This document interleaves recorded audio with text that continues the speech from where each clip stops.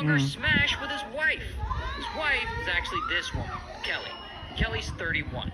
Now, because Jason can no longer provide for her, poor Kelly has to work multiple jobs to support them both. And I guess she starts resenting him for this, because eventually she starts cheating on him and hooking up with other men on the side. Now, Jason doesn't like all this cheating so that she would divorce him.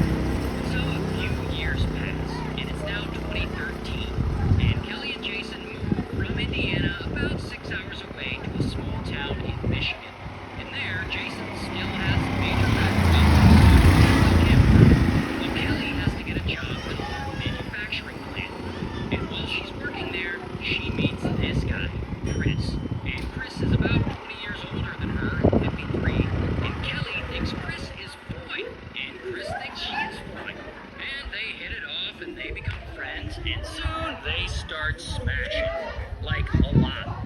Like they're getting... And Kelly thinks Chris can get a job at a local manufacturing plant. And while she's working there, she meets this guy, Chris. And Chris is about 20 years older than her, 53. And Kelly thinks Chris is fine. And Chris thinks she is fine. And they hit it off and they become friends. And soon they start smashing. Like a lot. Like they're getting together 4 or 5 times a week at Chris's apartment to hook up and stuff. And Jason, he knows all about this affair, and he even tells her to stop. But of course, Kelly doesn't stop. She keeps going. In fact, here's where things get weird. It's 2014 now, and Kelly and Chris are still having their affair on the side. But at this point, it seems like maybe the fling has run its course. At least for him. Like, he's preparing to move out of state anyway. But, for some reason that still isn't clear to me, Kelly suddenly decides she wants Chris not just out of her life, but she wants him dead. And who does she recruit to help her kill him? Her husband, Jason.